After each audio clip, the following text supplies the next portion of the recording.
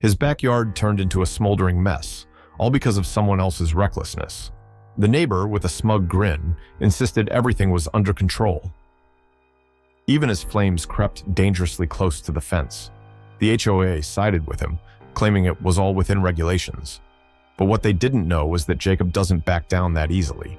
His quiet persistence turned into a powerful weapon, and the consequences for his neighbor were so shocking, the whole neighborhood is still talking about it. But let's start from the beginning. Jacob Reed, a quiet man in his 50s and a veteran who had seen his share of chaos, cherished the simplicity of his life now. His backyard wasn't just a patch of grass. It was his sanctuary, a place he had poured his heart into. Neat rows of hydrangeas lined the edges, their blossoms adding splashes of soft blues and purples to the vibrant green of his lawn. A modest vegetable patch sat proudly in one corner, framed by a wooden fence that marked the boundary of his peaceful retreat. The world outside could be noisy, demanding, and unpredictable, but here, everything was just as he liked it, calm, orderly, and entirely his. That peace was put to the test when Greg moved in next door. Young, brash, and seemingly addicted to attention, Greg was the polar opposite of Jacob. His driveway showcased a shiny car that roared louder than it needed to, and his backyard gatherings often carried on late into the night. At first, Jacob gave him the benefit of the doubt. Everyone has their quirks, he thought. A little noise wasn't the end of the world. But the situation took a turn when Greg decided his backyard needed a massive fire pit, placed so close to the wooden fence that Jacob could practically feel the heat from his kitchen. One warm Friday evening, Jacob stood in his backyard, a hose in hand, watering his hydrangeas. The steady trickle of water over the soil had always been therapeutic for him, but tonight, something was off. A sharp, smoky scent hung in the air, faint at first, but growing stronger with every passing second. He paused, his senses sharpening as he turned toward the source of the smell. And then he saw it. Flames. On the other side of the fence, Greg's newly installed fire pit blazed brightly, its flames reaching higher than seemed reasonable for such a confined space. Jacob's stomach tightened as he noticed embers floating lazily upward, carried by the breeze. Some of them drifted over the fence, landing uncomfortably close to the dry wooden panels. His peaceful retreat suddenly felt like a ticking time bomb. Greg stood with his friends, laughing and chatting as if they had not a care in the world. He held a beer in one hand, gesturing animatedly with the other.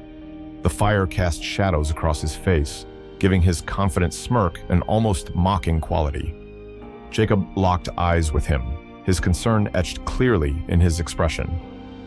"Don't worry, old man," Greg called out, raising his beer in a lazy toast. "I've got this under control." Jacob's jaw clenched. Control? He glanced at the fire, then back at Greg, whose carefree attitude only fueled Jacob's frustration. This wasn't control. This was recklessness, pure and simple. The fence, his garden, his entire backyard, all of it could go up in flames, and Greg didn't seem to care. Taking a deep breath, Jacob forced himself to stay calm. The knot of anger and anxiety in his chest was hard to ignore, but he knew better than to let it consume him. This wasn't just about the fire. It was about boundaries, respect, and the arrogance of a neighbor who thought he could do as he pleased. As the flames flickered higher, casting an ominous glow over the backyard, Jacob felt a resolve building within him. He wasn't the type to back down from a challenge, and something told him this was only the beginning of what would be a long and fiery battle. That weekend, the situation escalated to a point Jacob could no longer ignore. Greg's fire pit became the centerpiece of a boisterous gathering, with flames leaping higher than ever before, as if reaching to touch the stars. The heat from the fire was so intense that Jacob could feel it from his deck, even through the cool evening breeze. Ashes floated like tiny, ominous snowflakes, landing on Jacob's newly built deck and leaving smudges of soot on the pristine wood he had carefully polished just weeks ago. Jacob stood by the window, watching the embers drift into his yard. His chest tightened with a mix of frustration and anxiety. How could someone be so careless? The fire pit wasn't just a nuisance, it was a danger. The wooden fence that marked the boundary between their properties now felt more like a wick, waiting for a spark to set everything ablaze. Sleep was impossible that night. Jacob lay in bed, staring at the ceiling, his mind replaying the image of those glowing embers, their slow descent a cruel metaphor for his fading patience. By the time the first light of dawn broke through his curtains, he had made a decision. Enough was enough. That afternoon, Jacob stepped into his backyard, his usual calm demeanor masking the frustration bubbling beneath the surface. He approached the fence and called out to Greg, who was lounging in a patio chair, beer in hand, as if nothing in the world could ever be his fault. "Greg," Jacob began, keeping his tone polite despite the situation. "I need to talk to you about the fire pit. It's too close to the fence, and with all those embers flying into my yard, it's only a matter of time before something catches fire. Maybe you could move it a little further away, for safety's sake?" Greg turned to him, lowering his sunglasses just enough to reveal an expression of mild annoyance. Then came the smirk, a lazy, condescending curl of his lips that instantly set Jacob's teeth on edge. "It's my property, buddy," Greg said, his tone dripping with casual defiance. "You can't tell me what to do." Jacob's grip tightened on the fence post as he fought to keep his composure. He wasn't just dealing with flames anymore. He was facing arrogance, pure and simple. Greg's dismissive attitude hit like a slap in the face, and for a moment, Jacob considered snapping back, but he held himself steady. This wasn't the time for impulsive reactions. Furious but determined, Jacob decided to take the official route. If reasoning with Greg was impossible, perhaps the Homeowners Association, HOA, could step in. He gathered his notes and photos, images of the embers landing on his deck, scorch marks on his fence, and the sheer size of the flames during one of Greg's parties, and submitted a formal complaint to the HOA. Days later, the response arrived. Jacob opened the letter with a flicker of hope, only for it to be extinguished by the cold reality of bureaucracy. The letter was short and blunt. "The fire pit complies with regulations." Jacob's jaw dropped. How could this be? Frustration turned to disbelief when he discovered that Greg wasn't just a member of the HOA, he was the vice chair. The very person who should have been held accountable was the one with the power to dismiss complaints like they were nothing more than a mild inconvenience. For a moment, Jacob stood there, clutching the letter, his backyard seeming smaller and more vulnerable than ever. It became clear he was on his own in this battle. But Jacob wasn't the kind of man to back down. As the evening shadows stretched across his yard, he looked at the scorched edges of his fence and resolved to fight back. This wasn't just about a fire pit anymore. It was about standing up for what was right, no matter how long it took. As the days turned into weeks, Greg's arrogance grew like an unchecked wildfire. His gatherings became louder, rowdier, and more frequent. The fire pit, once a questionable addition, now seemed to be the centerpiece of his backyard, roaring with flames that reached higher than Jacob thought safe for any residential area. The smell of charred wood became a permanent part of the evening air, and ashes regularly drifted into Jacob's yard, landing on his hydrangeas, vegetable patch, and even his newly built deck. Each scorch mark on the wood felt like a personal affront to Jacob's hard work. The final straw came on a breezy Saturday evening. Jacob stood by his kitchen window, watching Greg's party unfold yet again. The fire pit blazed as Greg and his friends gathered around it, laughing loudly and roasting what appeared to be an entire hog.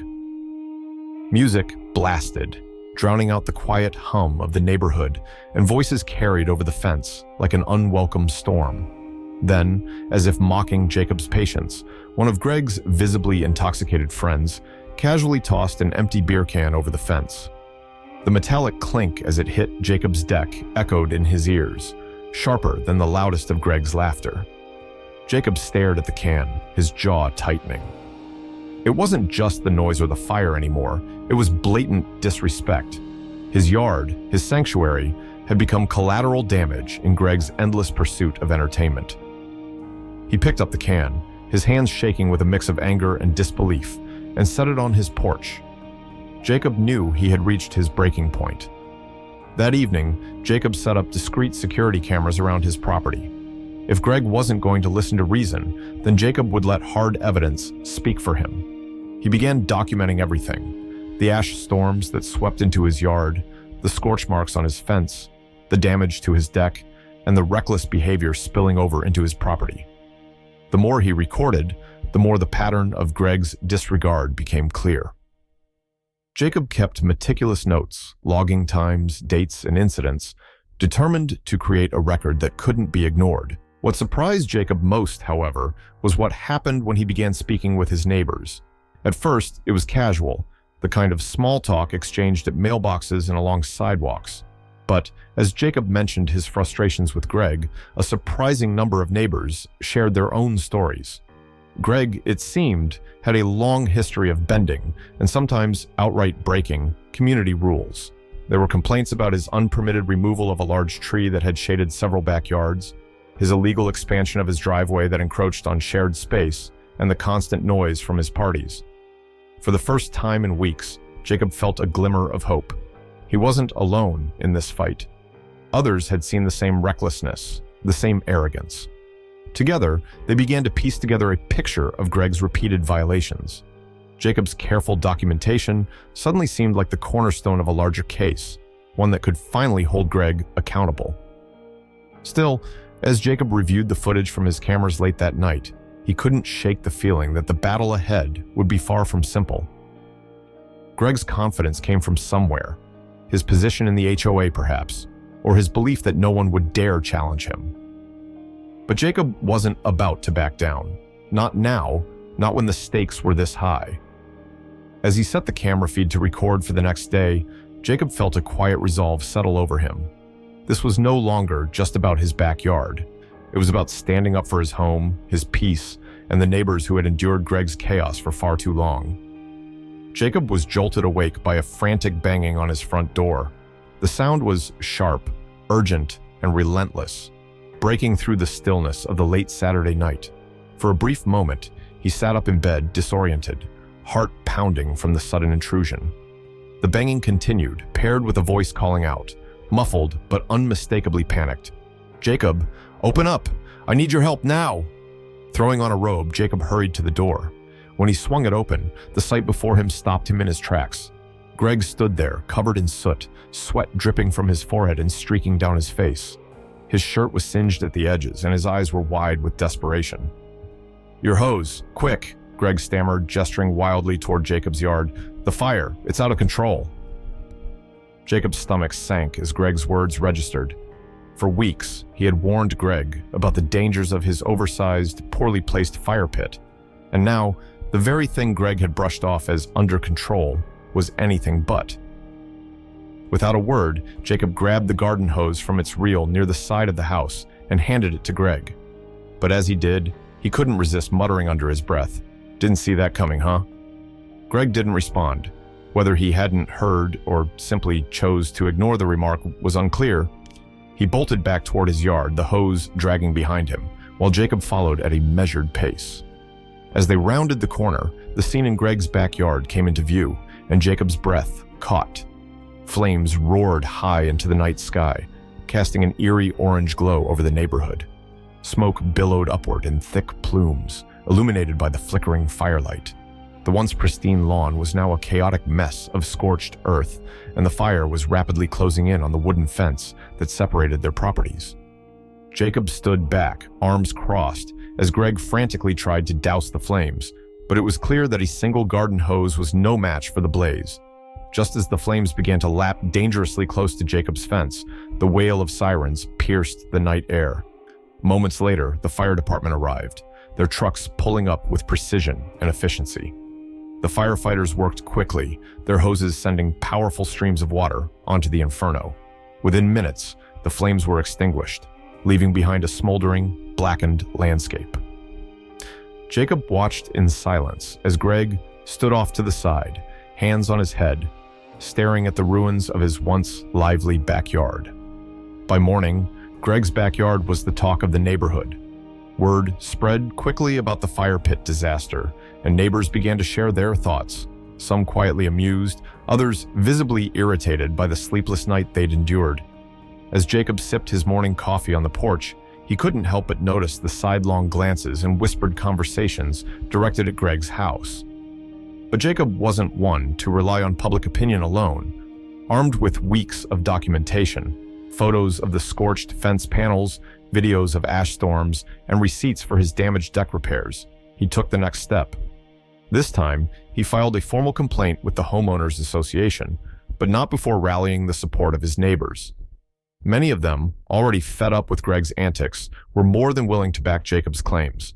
Under mounting pressure, the HOA had no choice but to launch a formal investigation. What they uncovered painted a damning picture.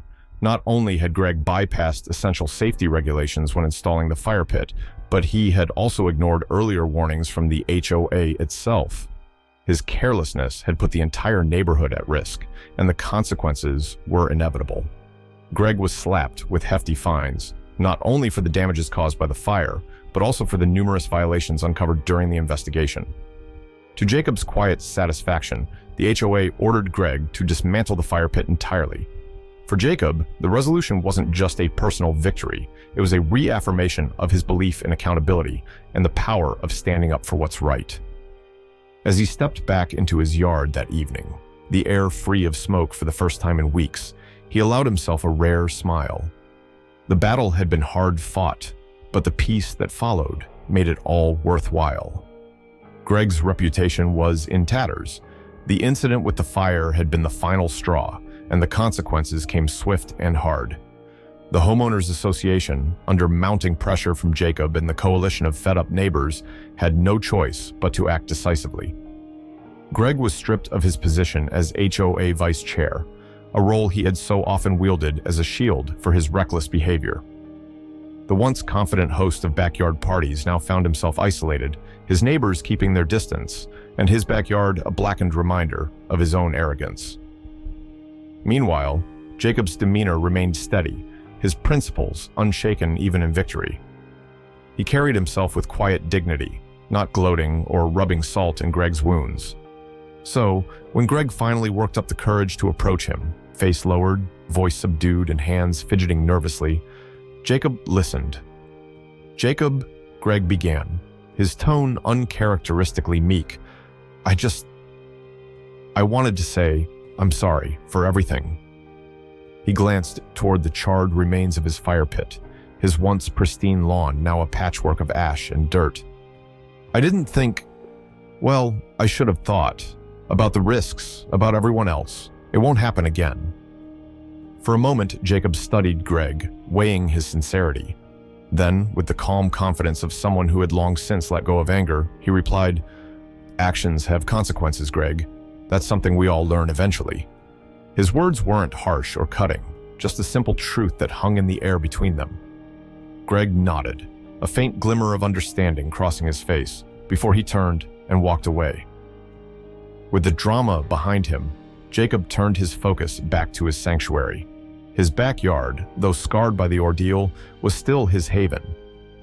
Over the next few weeks, he repaired his deck, repainted the scorched fence, and replanted the flowers that had suffered under the ash storms. Each task felt like reclaiming a piece of his peace, restoring not just his yard, but his sense of ownership over the life he had built. To mark the end of the saga, Jacob added a small but symbolic sign to his backyard, "Fire-Free Zone." It was a gentle nod to the battle he had fought, and a quiet declaration of the boundaries he had defended. Word of Jacob's persistence spread throughout the neighborhood, inspiring others to speak up against misconduct and unfair practices. Neighbors who had once felt powerless under the HOA's authority found courage in Jacob's example. It wasn't just about the fire pit anymore. It was about standing up for what's right, and proving that even one person's determination can ignite meaningful change. For Jacob, the ordeal was more than a fight over property lines or rules. It was a reminder of the delicate balance between community and individuality, and the importance of holding others accountable, not out of spite, but out of a desire to protect what matters most. As he stood in his yard, now returned to its former glory, he felt a deep sense of satisfaction. Small flames, if left unchecked, can cause destruction. But sometimes they can also spark a transformation, lighting the way for a better, stronger community.